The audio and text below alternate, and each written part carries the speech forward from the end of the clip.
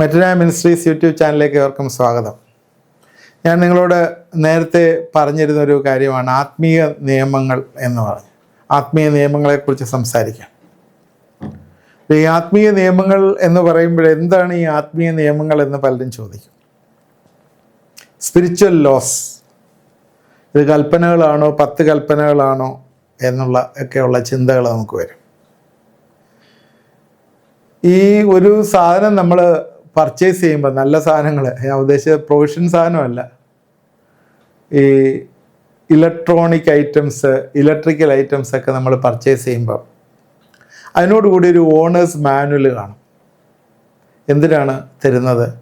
ആ ഐറ്റംസ് ഏത് രീതിയിൽ വിനിയോഗിക്കണം, for safety and longevity of the product, അതിൻ്റെ ആയുസ് വർദ്ധിപ്പിക്കുക, അത് സേഫായിട്ട് യൂസ് ചെയ്യുക എന്നുള്ളതിന് വേണ്ടിയാണ് അത് വെച്ചിരിക്കുന്നത്. Owners manual. അത് അത് ഉപേക്ഷിച്ച് അല്ലെങ്കിൽ അറിവില്ലാതെ ആ ഗൈഡ് ലൈൻസ് ഉപയോഗിച്ച് കഴിഞ്ഞാൽ അതിൻ്റെ പ്രൊഡക്ടിവിറ്റി കുറയും, എന്നുവെച്ചാൽ അതിൻ്റെ കഴിവ് കുറയും, അല്ലെങ്കിൽ അത് പെട്ടെന്ന് പണിമുടക്കും. ഇത് സാധാരണ ഒരു ജനറലായിട്ടുള്ള കാര്യമാണ്. അതുപോലെ തന്നെ ദൈവം നമ്മുടെ ചില കാര്യങ്ങൾ ഈ ലോകത്തിൽ ജീവിക്കാൻ വേണ്ടി ചില മാർഗനിർദ്ദേശങ്ങൾ നൽകിയിട്ടുണ്ട്. എന്തിനാണത് ചെയ്തിരിക്കുന്നത്? നമുക്ക് ജീവൻ നൽകുവാനും സമൃദ്ധിയായ ജീവൻ നൽകുവാനും. അത് നമ്മൾ അനുസരിച്ചാൽ നമ്മൾ ജയിക്കും, ജീവിക്കും, അനുഗ്രഹിക്കപ്പെടും. അനുസരിക്കാതെ വന്നാൽ എന്താണ്? നമ്മുടെ ആദ്യ മാതാപിതാക്കളായ ആദമും ഈവും അനുസരിക്കാതിരുന്നപ്പോൾ എന്താ സംഭവിച്ചേ? അതിനുശേഷമുള്ള മനുഷ്യൻ്റെ ആയുസ് കുറയാൻ തുടങ്ങി, മരണം വന്നു. അതുവരെ ഇല്ലായിരുന്ന കാര്യം. സങ്കീർത്തനം 90 എത്തിയപ്പോൾ 70 തൊട്ട് 80 സംവത്സരമായി. അതുകൊണ്ട് നമ്മൾ ഇനിയുമുള്ള ഒരു 6-7 എപ്പിസോഡുകളെങ്കിലും എടുത്തിട്ട് ഈ ആത്മീയ നിയമങ്ങളെക്കുറിച്ചാണ് പറയുന്നത്. നിങ്ങൾ വിചാരിക്കും ഈ ആത്മീയ നിയമമല്ലേ ബൈബിളിൽ എഴുതിയിരിക്കുന്നത്? ഈ ആത്മീയ നിയമം എന്ന് പറയുന്നത് ഈ കൽപ്പനകൾ അല്ല. 10 കൽപ്പനകൾ അതിലുള്ളതാണ്. ബൈബിളിലുള്ളതും എല്ലാം ആത്മീയ നിയമങ്ങളാണ്. അതിലൊന്നും യാതൊരു സംശയവുമില്ല. എന്നാൽ അതിലും ഉപരി ചില കാര്യങ്ങളൂടെ ഉണ്ട്. ഈ ആത്മീയ നിയമങ്ങളെല്ലാം ദൈവവചനത്തിലുള്ളതാണ്. അതൊന്ന് ക്രോഡീകരിക്കുന്നു എന്ന് മാത്രമേ ഉള്ളൂ. എന്നുവെച്ചാൽ വേറൊരു സ്റ്റൈലിൽ ചില കാര്യങ്ങൾ അത് പ്രസൻറ്റ് ചെയ്യണം. ബൈബിളിനെ സംബന്ധിച്ചിടത്തോളം നമ്മളെടുത്ത് പഠിക്കുമ്പോൾ 3 തരത്തിലുള്ള മോശയുടെ ന്യായപ്രമാണമായിട്ട് ബന്ധപ്പെട്ട് നമ്മൾ ചിന്തിക്കും. പഴയ നിയമത്തിലെ സെറിമോണിയൽ ലോസ് ഉണ്ടായിരുന്നു, മതപരമായിട്ടുള്ള. സിവിക് ലോ, ലാൻഡിൻ്റേതായിട്ടുള്ള നിയമങ്ങൾ. Moral law. ഈ 3 കാര്യങ്ങളാണ് ഉണ്ടായിരുന്നത്. അതുപോലെ തന്നെ അതിനോട് ചേർന്ന് തന്നെ, മോറൽ ലോയോട് ചേർന്ന് തന്നെ ഡയറ്ററി ലോസും ഉണ്ടായിരുന്നു. ഭക്ഷണം ഏത് കഴിക്കണം, കഴിക്കണ്ട എന്നൊക്കെയുള്ള ഡയറ്ററി ലോസ് ഉണ്ടായിരുന്നു. അന്നേരം എന്തൊക്കെയായിരുന്നു ഉണ്ടായിരുന്നത്? Ceremonial law, civil law, moral law, dietary law, ഇതെല്ലാം ഉണ്ടായിരുന്നു അല്ലേ? അതിന് ഇതിനകത്ത് ഈ സെറിമോണിയൽ ലോ എന്ന് പറയുന്നത് എല്ലാം തന്നെ യേശുവിൻ്റെ മരണത്തോടുകൂടി കംപ്ലീറ്റ് ആയി. കൂടുതൽ യാഗവുമായിട്ട് ബന്ധപ്പെട്ടൊക്കെയായിരുന്നു. അത് നമ്മൾ എടുത്തു കഴിയുമ്പോഴത്തേക്ക് 248 പോസിറ്റീവ് കമാൻഡ്മെൻറ്റും 365 നെഗറ്റീവ് കമാൻഡ്മെൻറ്റ്സും, അത് ചെയ്താൽ നശിക്കും, അല്ലെങ്കിൽ അത് ചെയ്താൽ ജീവിക്കും എന്ന് പറഞ്ഞിട്ടുള്ള മൊത്തം 613 ലോസ് ഉണ്ടായിരുന്നു. ആ ഹെഡിനകത്ത് സെറിമോണിയൽ ലോസ് ഉണ്ട്, സിവിക് ലോ ഉണ്ട്, മോറൽ ലോ ഉണ്ട്, ഡയറ്ററി ലോസ് ഉണ്ട്.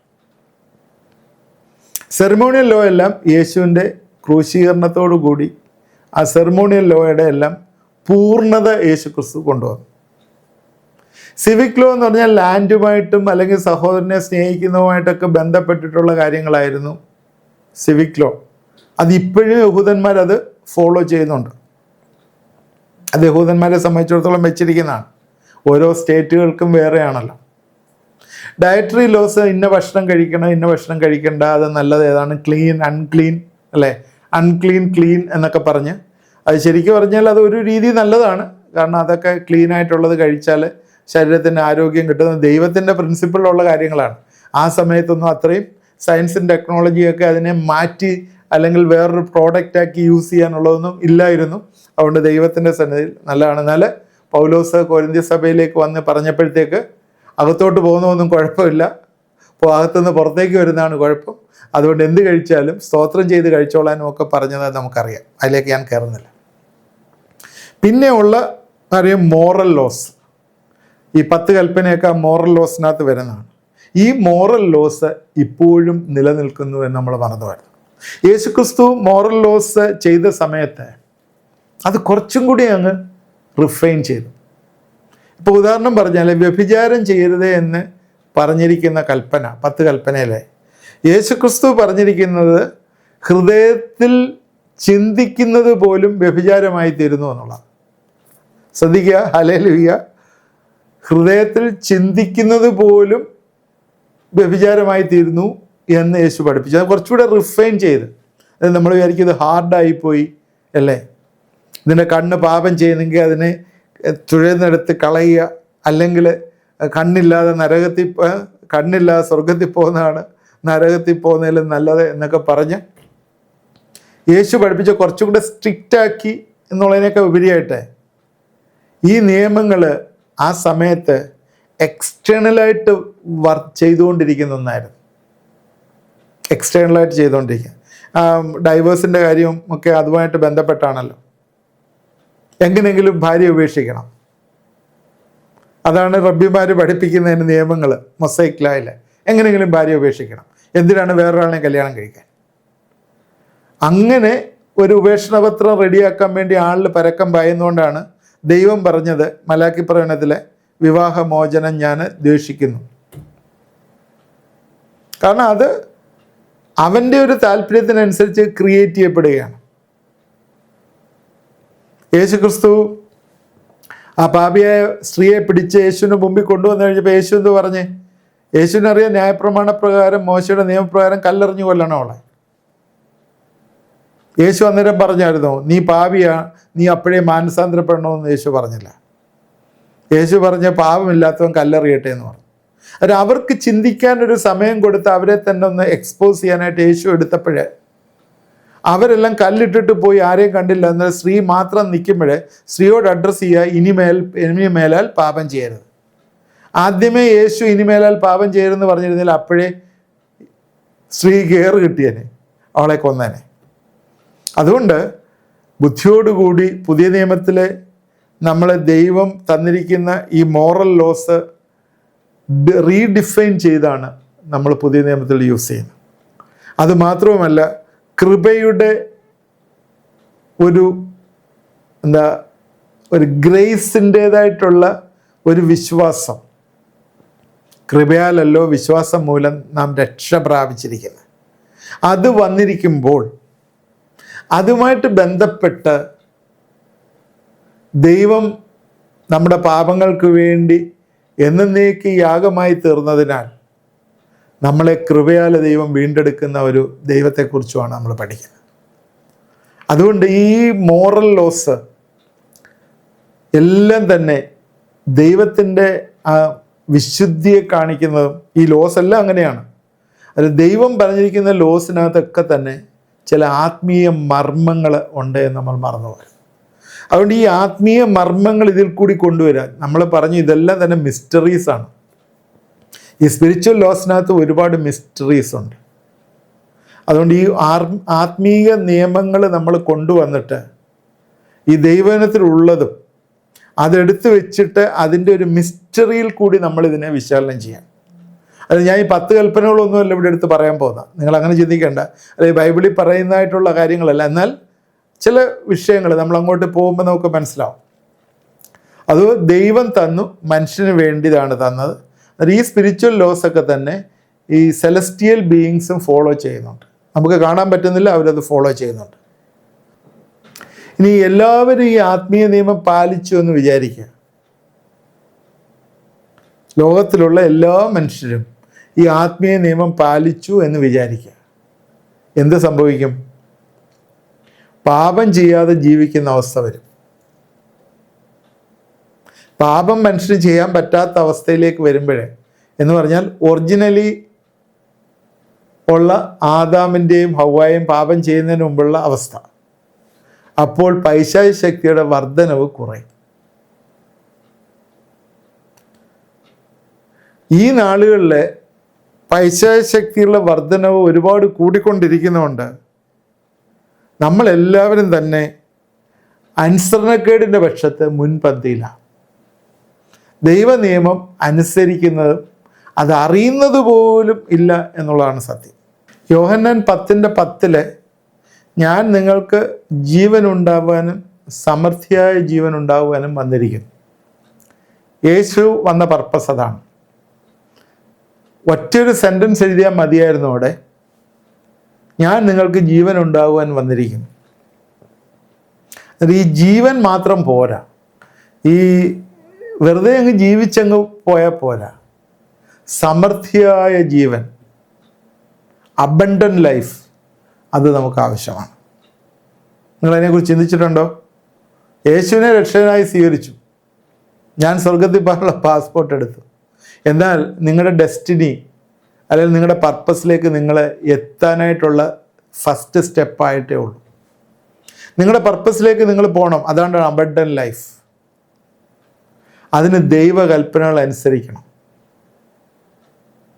എന്നാൽ ജീവിക്കാൻ ചില തത്വങ്ങളും ദൈവം അതിനോടൊപ്പം തന്നിട്ടുണ്ട്.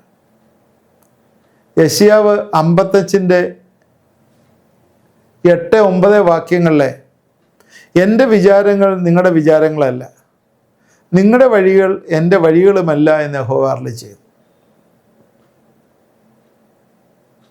ആകാശം ഭൂമിക്ക് മീതെ ഉയർന്നിരിക്കുന്ന പോലെ എൻ്റെ വഴികൾ നിങ്ങളുടെ വഴികളിലും എൻ്റെ വിചാരങ്ങൾ നിങ്ങളുടെ വിചാരങ്ങളിലും ഉയർന്നിരിക്കുന്നു. അവൻ്റെ വഴികൾ വ്യത്യസ്തമുള്ളതാണ്. എന്ന് വെച്ചാൽ അവൻ്റെ വഴികൾ മനുഷ്യരുടെ വഴിയേക്കാളും സുപ്പീരിയറാണ്. അതിനാൽ ദൈവത്തിൻ്റെ വഴികൾ കൂടി കാര്യങ്ങൾ ചെയ്താൽ അതിൻ്റെ ഉത്തരവും വലുതായിരിക്കും. ദൈവം നമ്മളെ സൃഷ്ടിച്ചപ്പോൾ തന്നെ ഈ ആത്മീയ തത്വങ്ങൾ നമ്മുടെ ജീവിതത്തിൽ ഇട്ടിട്ടുണ്ട്. അതിനാണ് ഈ ഓപ്പറേറ്റിംഗ് സിസ്റ്റം അല്ലെങ്കിൽ മോഡസ് ഓഫ് ഓപ്പറാൻഡി എന്നൊക്കെ പറയുന്നത്. അത് നമ്മുടെ ആത്മീയ മണ്ഡലത്തിൽ ഓൾറെഡി ഇട്ടിരിക്കുകയാണ്. അത് ആത്മീയ മണ്ഡലത്തിൽ പ്രവർത്തിച്ചിട്ടാണ് അത് ഭൗതിക മണ്ഡലത്തിലേക്ക് വരുന്നത്. ആത്മീയ നിയമങ്ങളിൽ നിന്ന് ചില കാര്യങ്ങൾക്ക് ചോദ്യങ്ങളും ഉത്തരങ്ങളും ഉണ്ടാവും. സയൻസ് ആൻഡ് ടെക്നോളജിയിൽ നമുക്കറിയാം ഭൗതിക നിയമങ്ങളുണ്ട്, ഫിസിക്കൽ ലോസ് അല്ലേ? നമ്മൾ പലതും പഠിച്ചിട്ടില്ലേ? Law of thermodynamics, law of gravity, ഇങ്ങനെ പല സാധനങ്ങൾ നമ്മൾ പഠിച്ചിട്ടുണ്ട്. ഇത് മുഖാന്തരം മനുഷ്യന് പറക്കാൻ പറ്റുന്നു, മൂണിൽ പോകാൻ സാധ്യമായി അല്ലേ? കാറ്, വയർലെസ് ഐറ്റംസ്, മൊബൈല്, ഇതെല്ലാം മനുഷ്യൻ ഭൗതിക മേഖലകളുടെ ഉന്നതിക്ക് കാരണമായി തീർന്നു.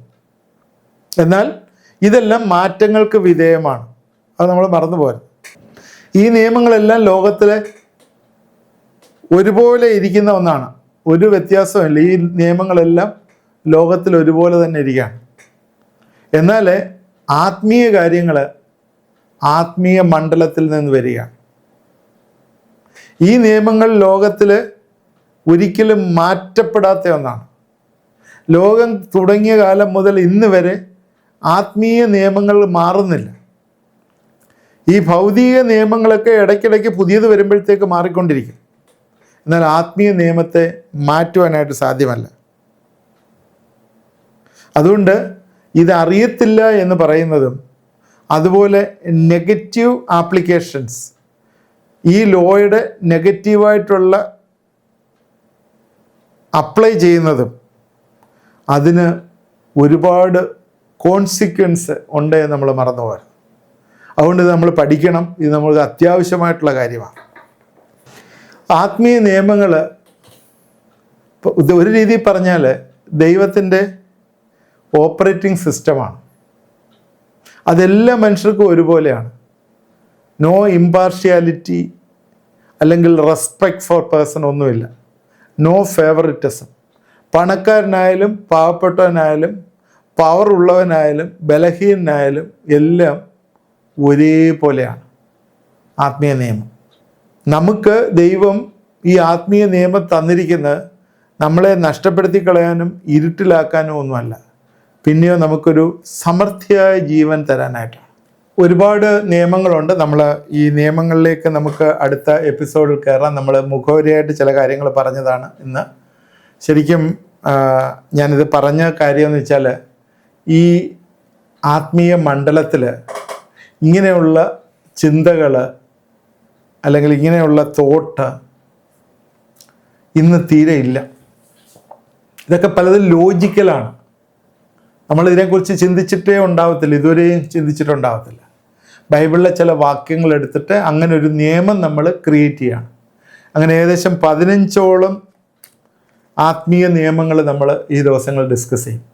1 2 ഒക്കെ കാണുള്ളൂ ഒരു ദിവസം. അതുകൊണ്ടാണ് 7 എപ്പിസോഡ് 8 എപ്പിസോഡൊക്കെ വേണ്ടി വരും എന്ന് പറയുന്നത്. പക്ഷേ ഇത് നിങ്ങൾക്ക് പ്രയോജനം ചെയ്യും നിങ്ങളുടെ ലൈഫിൽ. എന്തിനാണ്? Building up of your spiritual life. കാരണം നമ്മൾ സംസാരിക്കുന്നതെല്ലാം മിസ്റ്ററീസാണ്, കൂടുതലും മിസ്റ്ററീസാണ് നമ്മൾ പറയുന്നത്. കാരണം ഈ പ്രെയർ എന്ന് പറഞ്ഞാൽ വാട്ട് ഈസ് പ്രെയർ? പ്രെയറിൻ്റെ മിസ്റ്ററിയെക്കുറിച്ച് നമ്മൾ പഠിക്കണം. ഓരോ കാര്യങ്ങളും ഇതാണ്. റിപ്പൻറ്റൻസ് എന്ന് പറയുന്നു. What is repentance? റിപ്പൻറ്റൻസ് നടക്കുമ്പോൾ എന്താണ് ആത്മീയ മണ്ഡലത്തിൽ നടക്കുന്നത് നമ്മൾ മനസ്സിലാക്കണം. ഇതൊന്നും ഇതിനകത്തില്ല, ഉള്ളതല്ല ഞാൻ പറയുന്നത്. ഇങ്ങനെ ഓരോ കാര്യങ്ങളും ആത്മീയ മണ്ഡലത്തിൽ എന്ത് നടക്കുന്നു എന്ന് നമ്മൾ മനസ്സിലാക്കണം.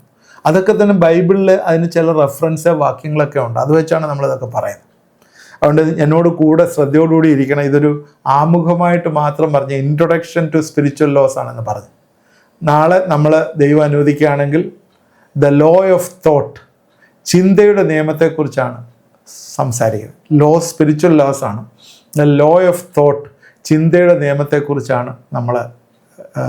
എന്നാൽ ഈ ഒരു ചിന്തയുടെ നിയമം നമുക്ക് മനസ്സിലാക്കി കഴിയുമ്പം നമ്മുടെ ഭയവും നമ്മുടെ ചിന്താമണ്ഡലങ്ങളെ കൺട്രോൾ ചെയ്യുന്നതും ഇങ്ങനെയൊക്കെയുള്ള കാര്യങ്ങളിൽ നിന്ന് നമുക്ക് വലിയൊരു വിടുതൽ വരും. നമ്മൾ ഏത് രീതിയിൽ ചിന്തിക്കണമെന്നും ആ ചിന്തയുടെ അൾട്ടിമേറ്റ് പർപ്പസ് എന്താണെന്നും ഒക്കെ ഉള്ളൊരു വിടുതൽ നമുക്ക് വരും. നമുക്ക് പ്രാർത്ഥിക്കാം. ഈ ദിവസങ്ങളിൽ ഇത് ഓരോ എപ്പിസോഡുകളും നിങ്ങൾ ശ്രദ്ധയോടിരിക്കുക. ഞാൻ പറയുന്നത് നിങ്ങളെ നേരത്തെ എങ്ങനെ കേട്ടുപോലും കാണുകയില്ല. ഏതെങ്കിലും യൂട്യൂബ് ചാനലിൽ ഇത് വന്നിട്ടുണ്ടോ എന്ന് പോലും എനിക്കറിയത്തില്ല. ദൈവം എനിക്ക് ഈ നാളുകളിൽ തന്നൊരു അറിവാണ്. ഞാൻ പറയുന്നത് നിങ്ങൾ നോട്ട്ബുക്ക് എടുത്തിട്ട് ഇത് നോട്ട് ചെയ്ത് എഴുതി വെക്കണമെന്നാണ് ഞാൻ പറയുന്നത്. You should write notes. കാരണം ഇത് ഒരുപാട് നിങ്ങളുടെ ജീവിതം, you will be A different person. ഞാൻ പറയുന്ന ഈ 10-15 ലോസ് നമ്മൾ പഠിച്ചതിന് ശേഷം നമ്മളത് ജീവിതത്തിലൊന്ന് പ്രാവർത്തികമാകുകയാണെങ്കിൽ നമ്മുടെ മൈൻഡിൻ്റെ entire block will go away. നമ്മുടെ മനസ്സിൻ്റെ എല്ലാ ബ്ലോക്കുകളും പോകും. നമ്മുടെ മനസ്സാണല്ലോ രൂപാന്തരപ്പെടുന്നത്. മനസ്സ് പുതുക്കി രൂപാന്തരപ്പെടാണല്ലോ ഇരിക്കുന്നത്. ഈ മനസ്സിൻ്റെ ബ്ലോക്ക് എല്ലാം മാറും. ഹല്ലേലൂയ. നമുക്ക് പ്രാർത്ഥിക്കാം. ദൈവമായ കർത്താവേ, ഈ ദിവസങ്ങളിൽ ദൈവത്തിൻ്റെ ശക്തി ഈ മേഖലകളിലെല്ലാം വ്യാപരിക്കട്ടെ എന്ന് പ്രാർത്ഥിക്കുന്നു. ഞങ്ങളെ സ്പിരിച്വൽ ലോസിനെ കുറിച്ച് പഠിക്കുമ്പോഴേ ഇത് ഞങ്ങളുടെ ജീവിതത്തിൽ എത്ര പ്രാധാന്യമുള്ളതാണ് എന്ന് ചിന്തിപ്പാൻ ഞങ്ങളെ സഹായിക്കണം. തുടർമാനമായി ഇത് ചിന്തിക്കുകയും പ്രാർത്ഥിക്കുകയും ചെയ്യുമ്പോഴേ കർത്താവേ, ഞങ്ങളുടെ ജീവിതം ഡിഫറൻ്റായി തീരുന്ന ഒരു അനുഭവം വരട്ടെ എന്ന് പ്രാർത്ഥിക്കുന്നു. ഓരോ ദിവസവും പുതുക്കത്തിലേക്ക് വരുന്ന അനുഭവം, പുതിയത് അനുഭവം, പുതിയ മഹത്വം, പുതിയ ഗ്ലോറി, ഞങ്ങളെ റാങ്കിങ് ഇൻക്രീസ് ചെയ്യുന്ന രീതിയിൽ ഞങ്ങളായിത്തീരുവാൻ, കർത്താവിൻ്റെ ലൈക്ക്നെസ്സിലേക്ക് ആയിത്തീരുവാൻ കർത്താവെ ഞങ്ങളെ സഹായിക്കുക. ഇടവരുത്തുകയും ചെയ്യണം. കർത്താവെ, നിൻ്റെ പർപ്പസ് തന്നെ അതാണ്. ഞങ്ങളെല്ലാം കർത്താവിനെ പോലെ അനുരൂപരായിത്തീരണം. ഈ ദിവസങ്ങളിലെ ഞങ്ങൾ കർത്താവ് ഈ ലോകത്തിലുള്ള ഇങ്ങനെ ചെറിയ നിസ്സാര കാര്യങ്ങളെക്കുറിച്ച് വിലപിക്കുവാനായിട്ടല്ല, കർത്താവിൻ്റെ മഹത്വത്തിൽ കയറി കർത്താവിൻ്റെ ആ സ്പിരിച്വലായിട്ടുള്ള ആ കർത്താവെ ആ മർമ്മങ്ങൾ മനസ്സിലാക്കിക്കൊണ്ട് നിൻ്റെ ആ റലത്തിലേക്കൊന്ന് ആക്സസ് ചെയ്ത് കയറുവാൻ ഈ ദിവസങ്ങൾ ഞങ്ങളെ സഹായിക്കാനായിട്ട് വരുത്തണം. എൻ്റെ കരങ്ങളിലേക്ക് ഏൽപ്പിക്കുന്നു. പ്രാർത്ഥന കേട്ടോർത്ത് സ്തോത്രം. യേശു ക്രിസ്തുവിൻ്റെ നാമത്തിൽ പ്രാർത്ഥിക്കുന്നു, കേൾക്കണമേ. ആമേൻ. നിങ്ങളിത് മറ്റുള്ളവർക്ക് ഷെയർ ചെയ്ത് കൊടുക്കുക. ആദ്യമായിട്ട് കാണുന്നത് സബ്സ്ക്രൈബ് ചെയ്യുക. ഇത് തീർച്ചയായും നിങ്ങൾക്ക് ഒരുപാട് പ്രയോജനം ചെയ്യുന്നത് തുടർമാനമായിട്ട് നിങ്ങൾ കാണണം. ഈ ഒരു പ്രിൻസിപ്പിൾസ് കഴിഞ്ഞിട്ട് നമ്മൾ വീണ്ടും മിസ്റ്ററീസിലേക്ക് തന്നെ പോകുന്നത്. ഇതും മിസ്റ്ററി തന്നെയാണ്. ഈ പ്രിൻസിപ്പിൾസ് ഒന്ന് പഠിപ്പിക്കണം എന്നുള്ള മനസ്സിൽ ദൈവത്തിൻ്റെ ആത്മാവ് പറഞ്ഞുകൊണ്ടാണ് ഇത് പഠിപ്പിക്കുന്നത്. നിങ്ങളിത് ഫോളോ ചെയ്യണം. ഇത് മറ്റുള്ളവർക്ക് ഷെയർ ചെയ്ത് കൊടുക്കണം. വാട്സാപ്പ് നമ്പർ, അതിനകത്ത് നിങ്ങളുടെ പ്രെയർ റിക്വസ്റ്റുകൾ, നിങ്ങളുടെ കമൻറ്റുകൾ ഇടാം. ദൈവം നമ്മളെ എല്ലാവരെയും അനുഗ്രഹിക്കട്ടെ.